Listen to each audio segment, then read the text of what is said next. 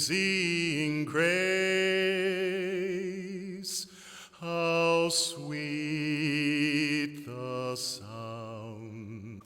Hello, I'm Julie Ziegler. I'm part of the Ananda South Bay community. Welcome, and thank you for joining us today on this special day when we have an occasion to talk about grace. Hello everyone, welcome to Ananda South Bay. Hi, Eleanor Johnson here. Good morning, friends. Hello everyone. Greetings, dear souls. Good morning, everyone. Welcome to our mini spiritual symposium, an informal satsang. We thought we would share our inspiration and our experiences on divine grace and receiving divine grace. So this is what the program is going to be today. A few of us will be speaking on different aspects of divine grace. So welcome again, and we hope you will enjoy this program.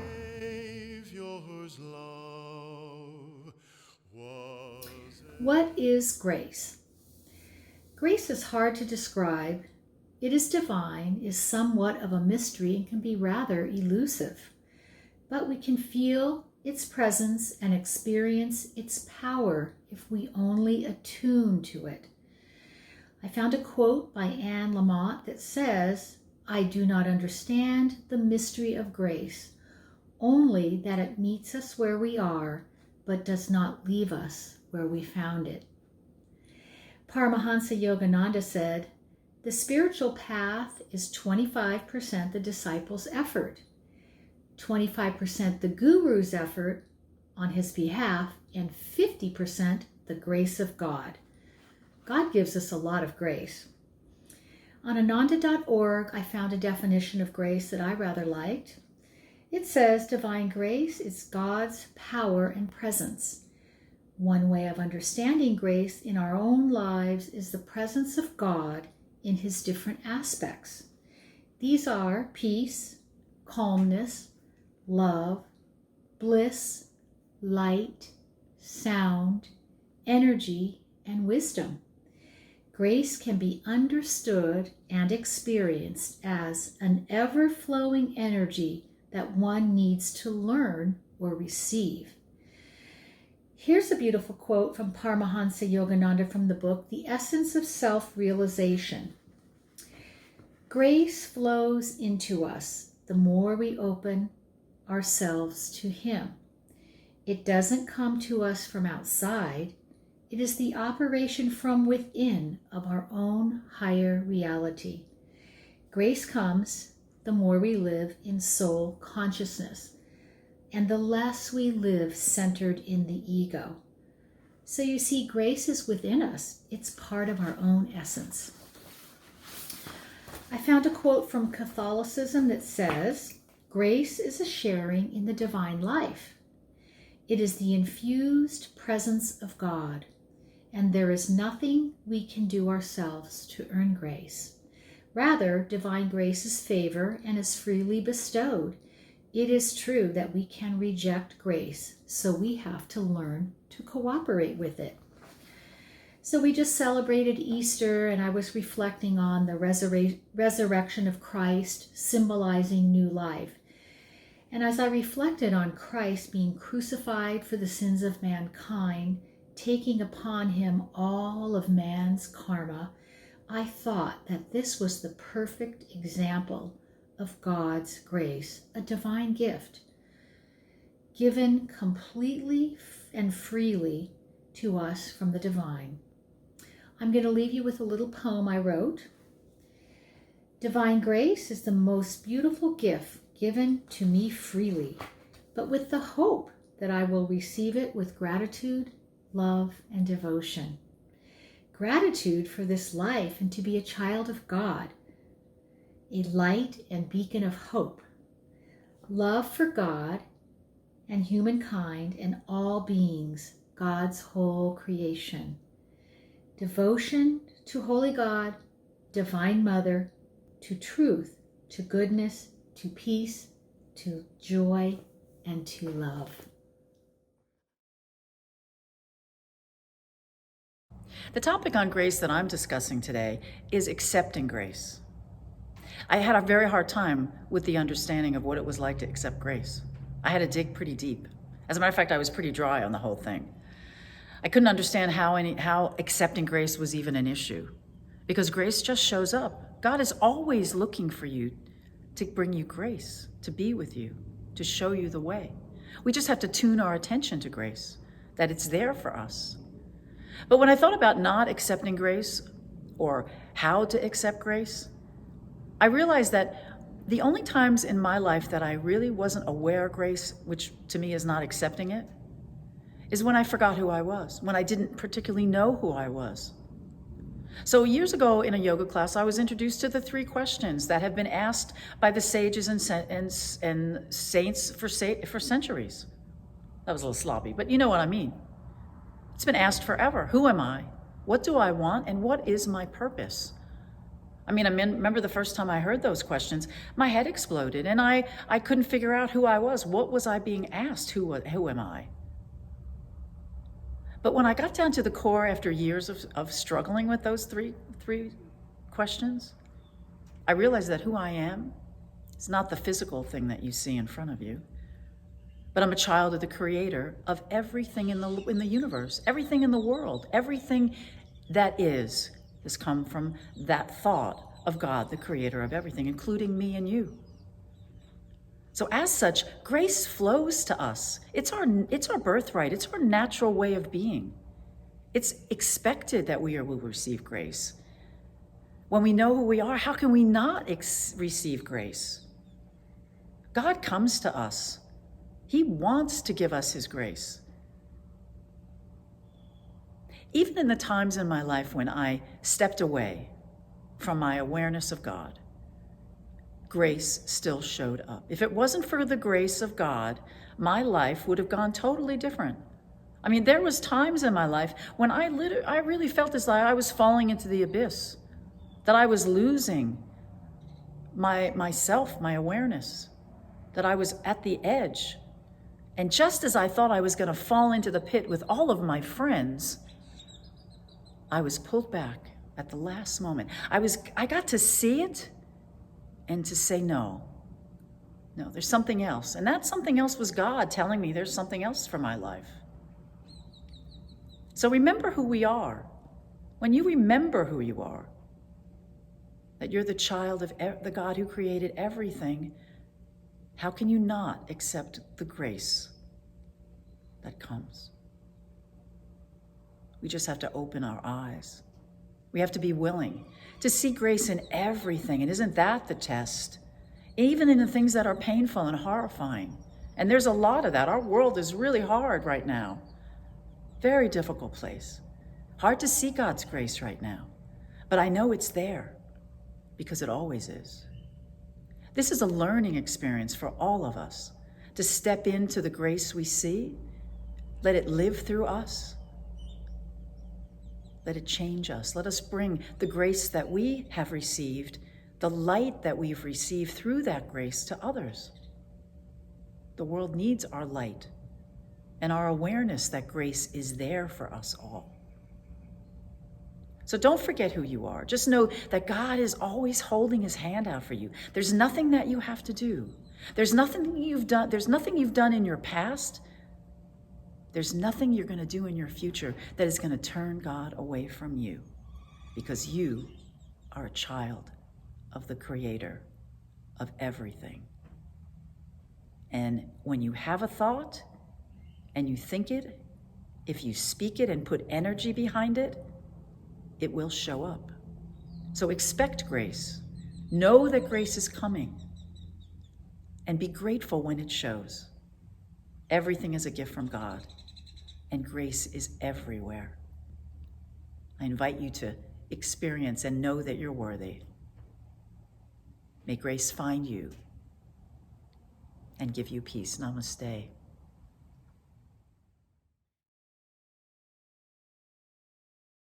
This is a short guided meditation to awaken spiritual abundance. So close your eyelids. Let your sit bones rest evenly, comfortably on whatever you're sitting on.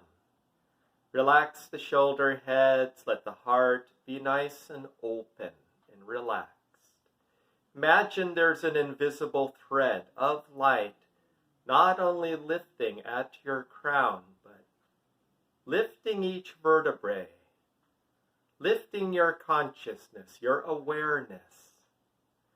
Offer, with eyelids closed, the gaze forward and softly lifted with a gaze, not just an inner look, but a gaze into an expansive silvery white light like a star. Feel this light is emanating bliss, eternal joy. Feel at the same time you can allow your heart to open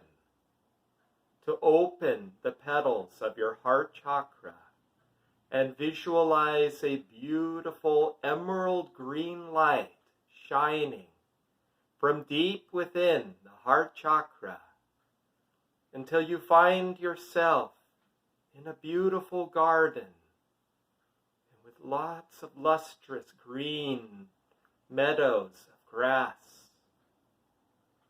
Feel as you allow your heart to open, to give a sense of what is called bhakti, love to the divine source, that this inner meadow, this inner garden becomes even more translucently beautiful with an overpowering sense of love. Now distantly you see a beautiful golden being approaching you from a distant iridescent sea of light. It's a golden divine feminine being, an aspect of the Divine Mother as Lakshmi, the goddess of pure love and abundance. As she approaches you, and you see her lustrous, beautiful eyes, with pools of love flowing from them, her soft, compassionate smile. As you open, you allow yourself and you're encouraged to release any little resentments, any little brambles of anger, worries, self-protection. Offer all of these into her golden heavenly light. Like you're offering into a yajna, a sacrificial fire. And as you release, as we release our resentments, our hurts, our regrets, we allow space, a portal for that divine abundance of Lakshmi to enter us, to flow through us like a waterfall, and inexhaustibly shine through us in turn. And as we breathe, we inhale her light, her love, we exhale and release. But we can also not only give our love. Yoga teaches we can also, and we need, to receive. For we are all children of the divine, in essence. And none is more worthy than the other in essence. We are all sparks of that one love, that one light, that one joy.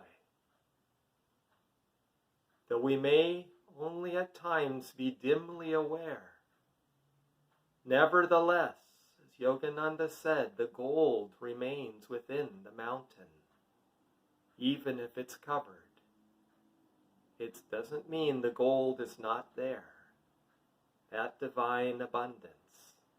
So let that golden light of Lakshmi shine through you, throughout your body, throughout your being, throughout this day.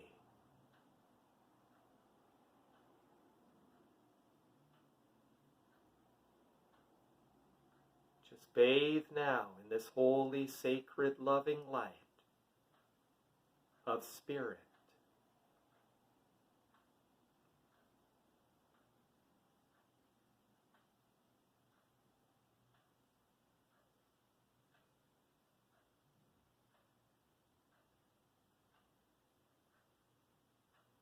Om. Peace. Amen.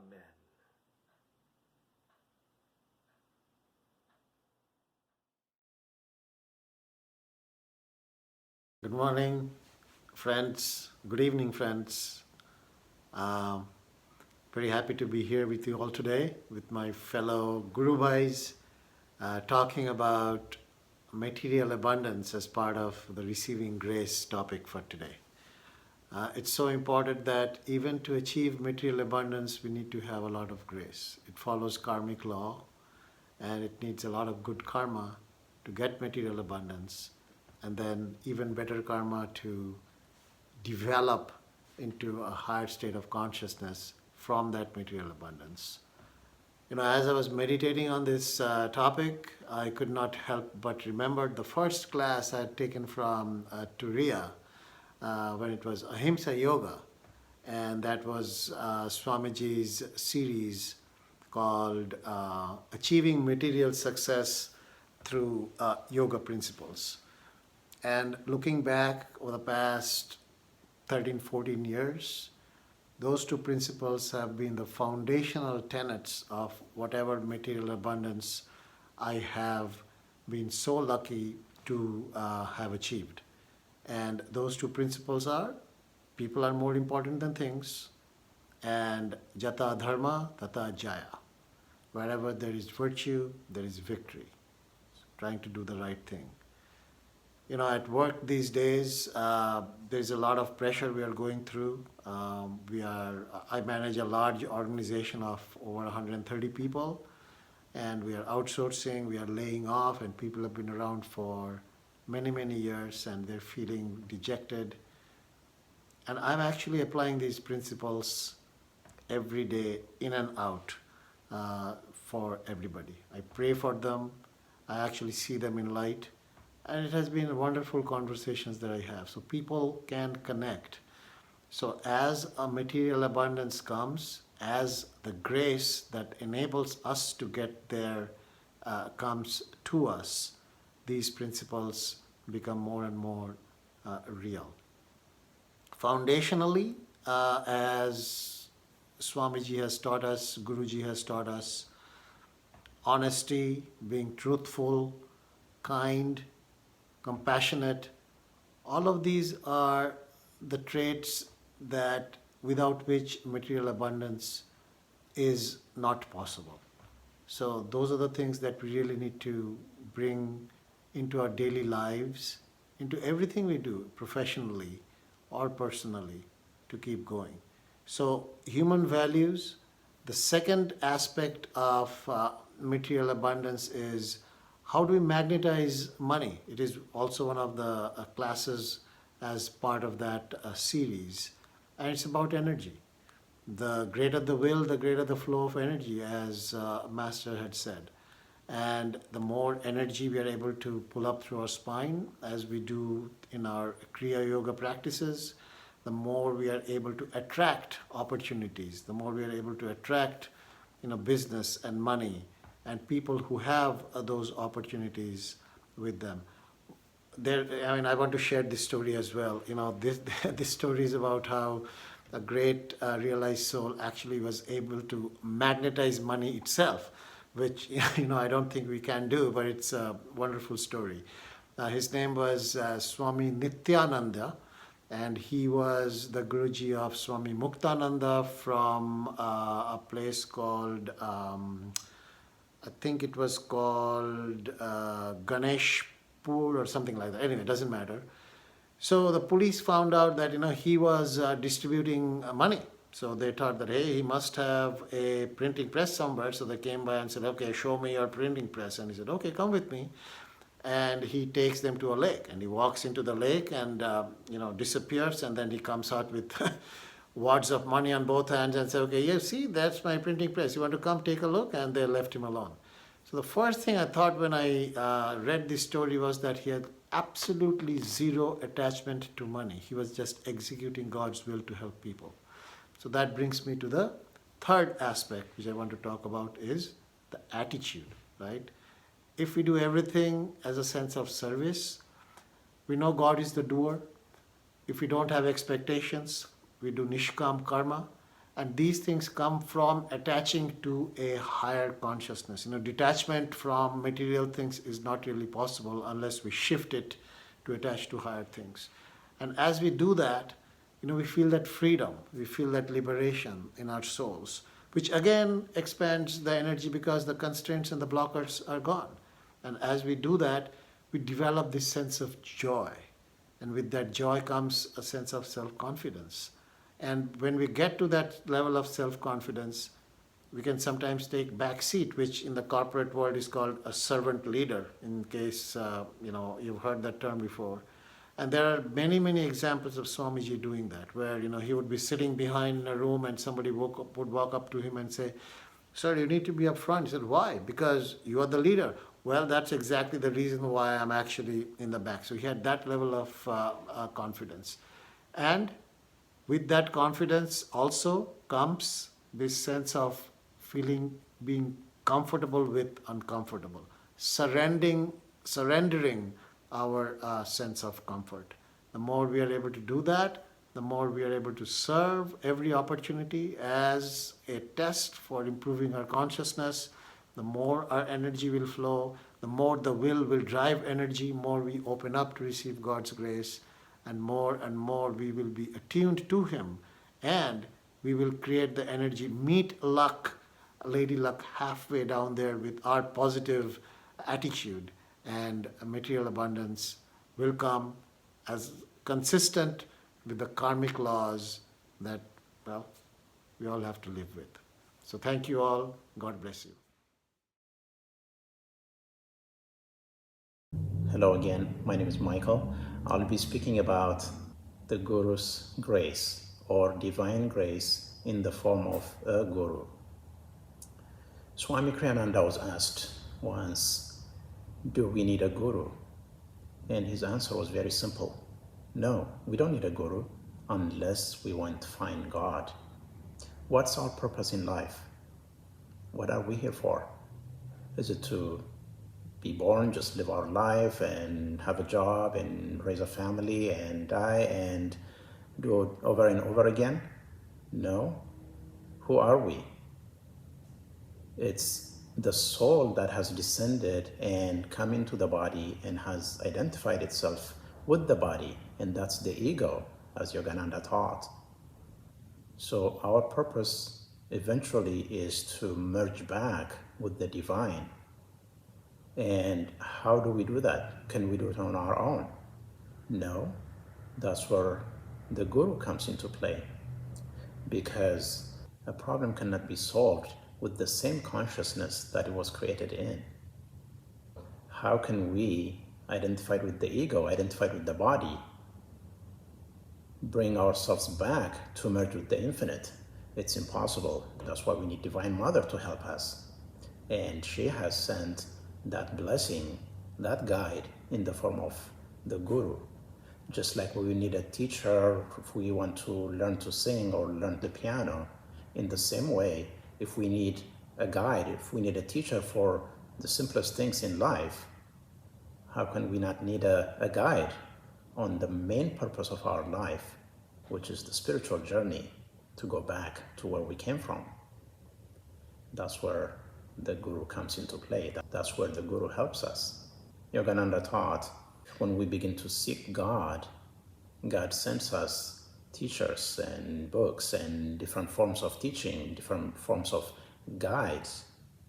But when our seeking is very sincere, he sends us a Guru. Shankaracharya, the great exponent of yoga, said the greatest blessing in all the three worlds, the causal world, the astral world, and the physical world, is the blessing of a Sadguru. And that's what we have in Paramahansa Yogananda, the great avatar. I'd like to share with you Paramahansa Yogananda's poem, God's Boatman, from his book, Whispers from Eternity, and read by Swami Kriyananda. Joy to you. God's boatman.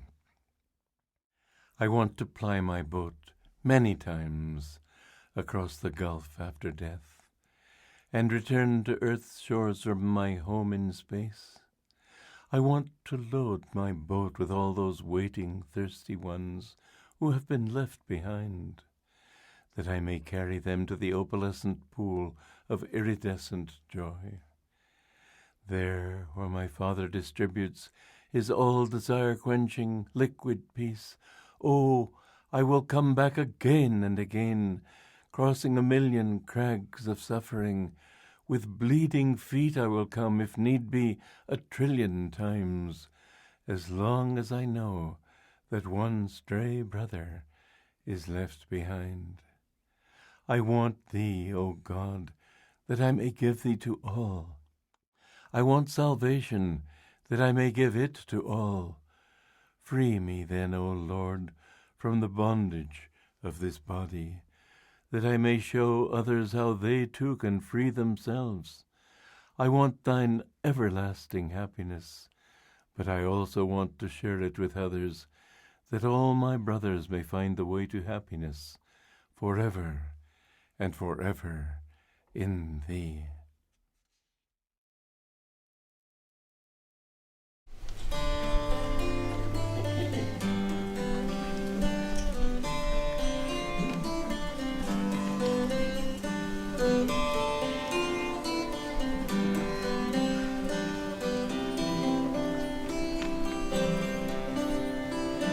O Master, may thy joy fill our days. O Master, may thy wisdom guide our ways. The time has come for us to see that there's but one reality upon the earth and high above, the truth that all was made from love. A love that calls to us to fly above the hills, above the sky, above the storms, above the pain, a land where peace and laughter reign. Oh, Master, may thy joy fill our days. Oh, Master, may thy wisdom guide our ways. Guide all our hopes and all our dreams, past every glow that only sings, into the light, the inner sun, into the truth that we're all one. Help us to find in every hour, in every thought, in every flower, the joy that spans eternity, the truth that makes us ever free. Oh, Master, may thy joy fill our days. Oh, Master, may thy wisdom guide our ways. The time has come for us to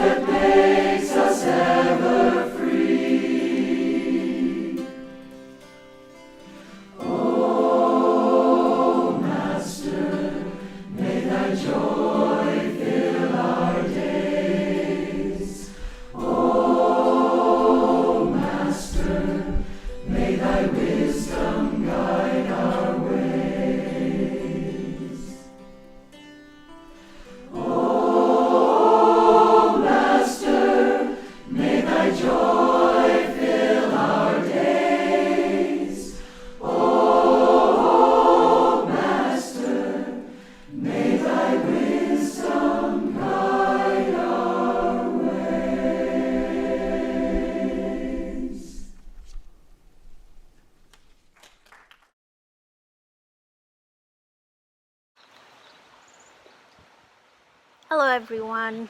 Welcome to Ananda South Bay virtual community. No, today is not a pet adoption day. I'm not going to talk about that. I just wanted to share with you our little pet doggie, Clover. We got her 6 years ago, just as we were about to become empty nesters. And it's been a happy journey, and we look forward to having her as many years as possible.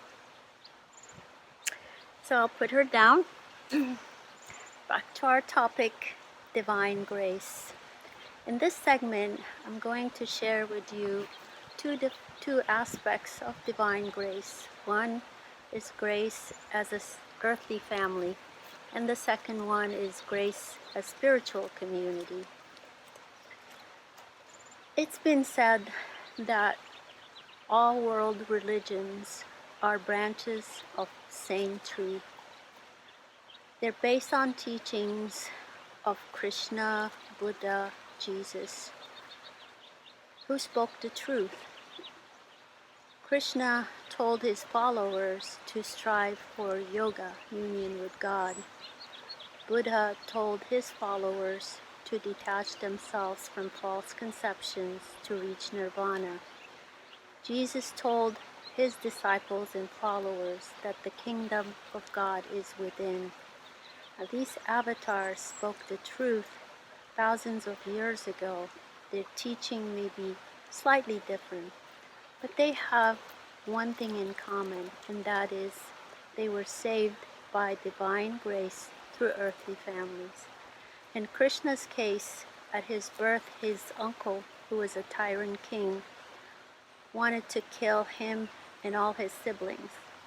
So Krishna's father saved his life by taking him across the river. And now Krishna was raised by his adoptive parents.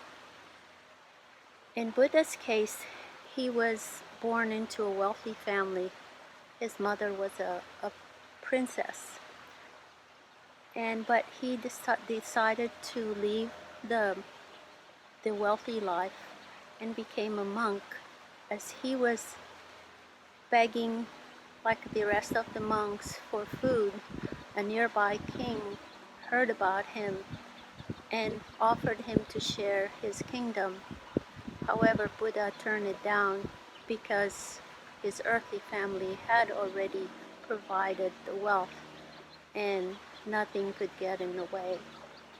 And we all know the story in the Bible where Jesus was born. An angel of a God appeared to Jesus' father Joseph and told him to save the child, to take the child and the mother and escape to Egypt, because King Herod felt threatened and ordered all the infants born at that time to be killed. In all these three stories, we hear how the earthly family intervened and saved the lives of these avatars who walked on the face of the earth thousands of years ago. Now, you may ask yourself that, we're not avatars, we're not saints, but for sure, there were some cases or events that took place in your life where you felt like divine grace was upon you. Think about your childhood, whether you were raised by your own biological parents or not. Someone took care of you, someone watched over you. On a personal note, I know the fact that as a teenager, years ago, striving for a better education, I traveled halfway around the world and I didn't speak English. Took a flight from Beirut to Los Angeles. There were multiple stops in major European cities, a layover in Copenhagen, Denmark. And the flight from Denmark to Los Angeles, there was a layover in Seattle. I don't know how I didn't get lost. I wasn't afraid. I know, thanks to my earthly parents and the Christian upbringing, I had faith in God and I didn't fear anything. And lastly, I want to share another story where a few years ago, it was in 2013, in my dream, I saw Swami Kriyananda, the founder of Ananda Village, Ananda Community. It was a warning, it was a divine intervention, because the next day I was almost in an accident, saved. A car stopped by an inch from hitting me. I knew Swami Kriyananda was there for me, and again was a divine intervention. Swamiji said that divine grace is like a sunlight hitting the side of a building. It could enter that building through the windows. Only the curtains must be wide open. If our hearts, mind, and souls are open, divine grace will surely enter. And again, through divine intervention, and back in 2009, I discovered Ananda South Bay community. And I've been a member since then. There were a couple of occasions where I was away from the center. And believe me, my family noticed a difference. They saw the change in me. The boys were very young at the time, and they said to me, "We'd like you to go back to Ananda because we liked you better when you were going to Ananda and were meditating." So we have a wonderful family, although it's virtual right now, but we hope and pray that soon we'll have a center where we can all get together and practice yoga. And Ananda Yoga there's no other yoga that I've done. It's totally different. Each asana, each posture comes with an affirmation. For example, the bridge pose comes with an affirmation. As a yogi's practicing, we affirm together, "I offer every thought as a divine bridge to your grace." We practice yoga and we meditate together. And before that, we chant joyfully. And we ask for divine grace to bless us all. We practice energization technique developed by our guru, Paramahansa Yogananda. And when we practice again, we begin with an invocation asking for divine grace, and we attune ourselves to divine grace before we practice energization. And as we begin our meditation, there are other forms and techniques such as Hong Sa technique, which is an affirmation of "I am spirit." And as we practice, we again attune ourselves to divine grace by focusing and concentrating at the point between the eyebrows, the spiritual eye, the gateway to our superconsciousness to receive divine grace. And there are other activities we used to, but now it's all virtual. But I highly encourage you to find a guru that you feel your heart that could attune to it. Finding your guru is very important because we may sincerely, with deep devotion, offer ourselves to receive divine grace, but that itself is not enough. Our master, Paramahansa Yogananda, had said that spiritual path is 25% a self-effort, 25% guru's efforts on our behalf. and 50% is divine grace. But that 25% of self-effort should be 100% from our side. And why wait for that sunlight to bless you? Why not join now? And believe me, at any given day, that divine grace is upon you. All you need to do is open up your heart. Which reminds me of a story of Swami Kriyananda. When he was driving and his truck one early morning, visibility was bad, and through the dense fog in a mountainous region in Northern California. So he pulled the truck over and waited for the visibility, the fog, to roll up. So a tune came to his mind, even at a moment where the sun was not shining, but he tuned inward and he heard a tune and wanted to write it down. He looked around, all he can find is a piece of napkin, and he wrote this song, "There's a joy in heaven, smile on the mountains, and melody sings everywhere."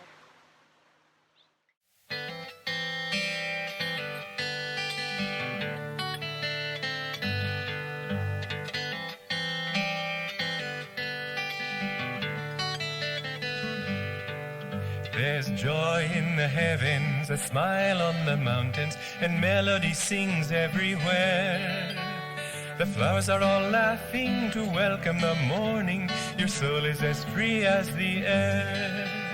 The flowers are all laughing to welcome the morning. Your soul is as free as the air.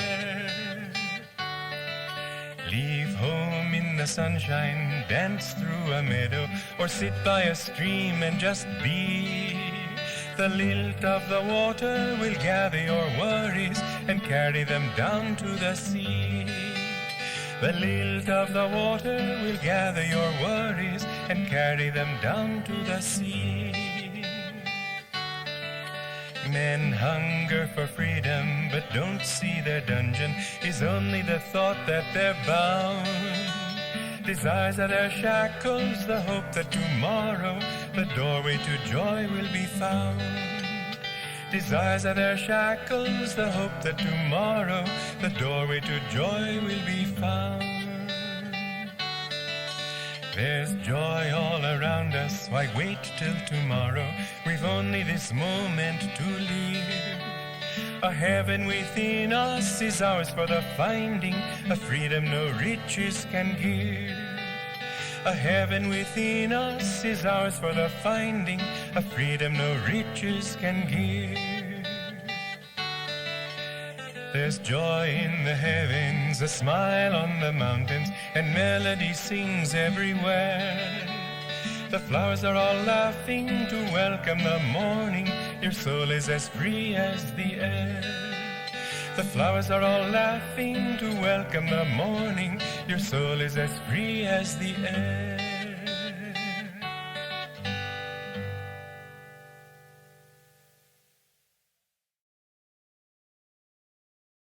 Hello everyone. Greetings, dear souls. My name is Padma, and I'll be talking about attracting divine grace in our lives. How to attract divine grace. You know, divine grace is perhaps the most important thing in order to progress in any areas of our life, including our spiritual progress. Like Master very clearly told us that divine grace is 50%. So our own effort is 25%, the Guru's help, the Guru's presence is 25%, and 50% is the divine grace. So we think that we are doing everything. We admire our own creativity, our great outpour of energy, you know, our enthusiasm, and all our great qualities and all that we have achieved in life. We think we have done it. Conversely, when we are failing, we are so hard on ourselves. But the reality is God is the doer. Just as, during the sunset, every time I watch a sunset, this always comes to my mind that, those beautiful clouds in the sky, they look so resplendent with color and vigor, and they're so beautiful, the different shades. But it's all due to the light. It's not the cloud. And you see those same clouds when the sun has shifted and the light is gone, and the clouds are nothing. It's just little gray wisps of little things scattered in the sky. And that is exactly how we are. And so this is divine grace, without which we cannot take a single step ahead on our spiritual path. And so how do we attract this grace?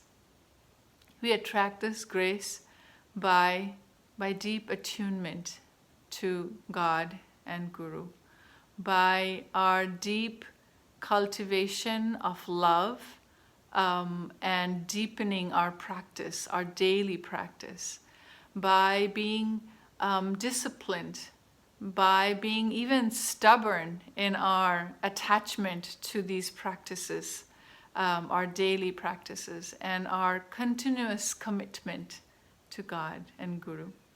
In other words, when we are not forgetting God, then God doesn't forget us. And what does that look like in our lives? Well, most of us have really busy lives, but like I said, to stubbornly put God in front of everything else, because life throws us situations where it's very tempting, I'm so busy. I was up all night taking care of whatever, my family and whatever had happened. And do I still need to meditate? Yes, that's what Master says. Still meditate. Show how important God is. And get addicted to love. Never lose your commitment to God in your practice, the daily practice, morning and evening. Throughout the day, try your best. And when we try our best, sure enough, God's grace flows into our lives. And in the beginning, maybe we don't see it, maybe others see it more, but gradually we begin to feel Divine Mother's presence, Divine Mother's guiding hands in our life. And then the other thing is forgetfulness. We should not lose that grace, even if we receive it. There was a beautiful story from India. Many of you probably have heard of it. There was this woman disciple of a great guru, and when she got initiated, she used to say, and her guru had said, wake up very early in the morning, because she had a family and lots of responsibilities. So wake up very early in the morning at 4:30, and you would, get up and do these practices. And she remembers how in the beginning days she would hear footsteps, the wooden footsteps, the wooden sandals that sages and rishis, they wear in India. And it was as if the wooden footsteps of her guru would come in front of her door every morning and wake her up. And she would wake up. But then gradually, as time went on, it loosened. Her fervor for God and Guru lessened. And then the steps would come, but she would not wake up. Oh, let me sleep a little bit. And then it stopped. So the grace flows the more we open ourselves up and more eager we are, the more inviting we are towards that grace, the more we receive it. We continue to receive it. It's perhaps like that stream that when we dig more and the water comes out, and when we take that water more water can come. And so the more we open ourselves up to grace, the more we receive it, the more we shall be given. And it's such a great blessing to have Paramahansa Yogananda as our master. If we are having any difficulty in attuning to the infinite, then God has given us our guru. And Paramahansa Yogananda may not be your guru, it does not matter. The guru is the face of God. And so in our deep attunement, in our deep love, our devotion for our Guru and hence God, we will draw God's grace in our life.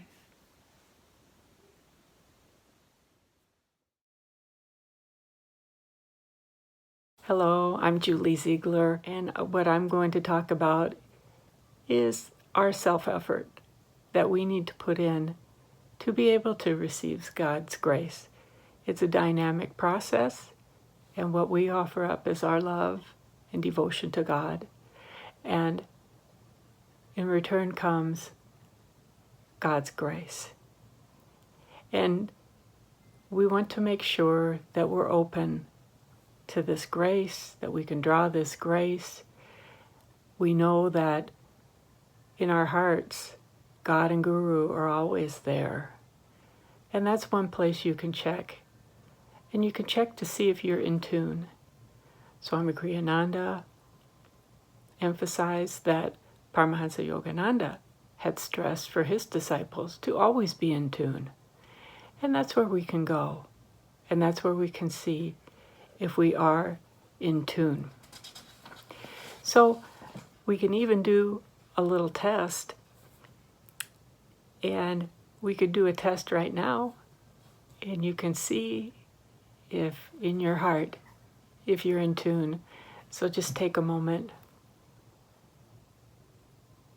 And I'm sure you're sitting quietly and focused comfortably. And bring the focus to your heart. Think of God, Master, maybe a higher power. Are you in tune with that? Are we in tune with that right now? Or are we a little off? Maybe we're a little off. And certainly there's times when we're all a little off or a little out of tune. And how do we get back? How do we get back to that? Well, one way is just in the moment checking. Am I in tune? Am I in tune with God, Guru, with a higher power? Am I resonating with that? Is my note the same note that's being played in my heart? Can I align myself a little bit better with that?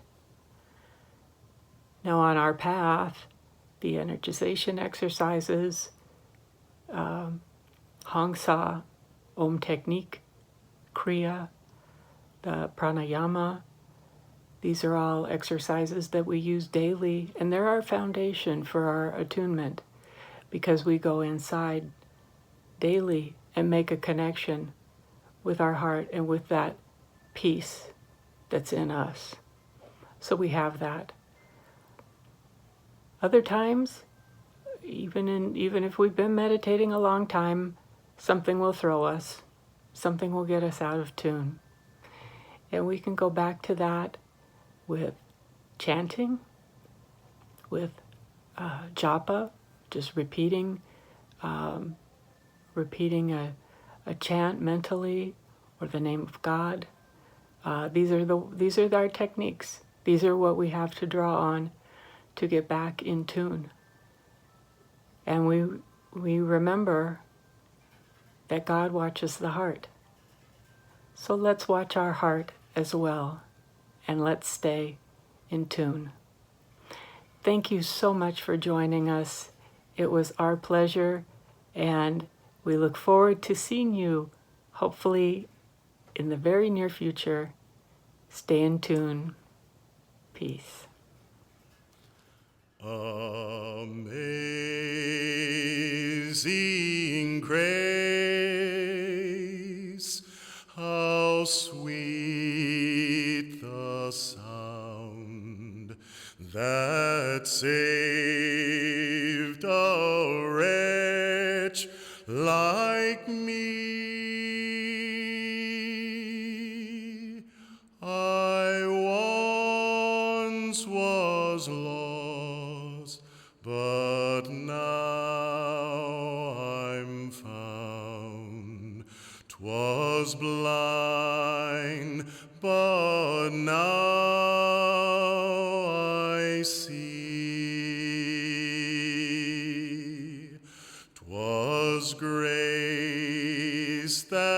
that taught my heart to bear the grace he gave to me.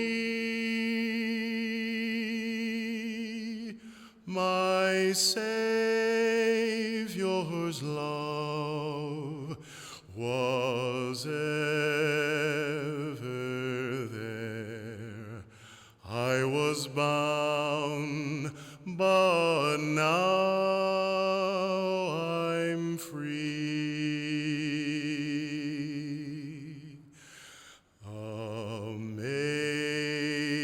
Amazing grace, how sweet the sound that saved a wretch like me. I once was lost, but now I'm found.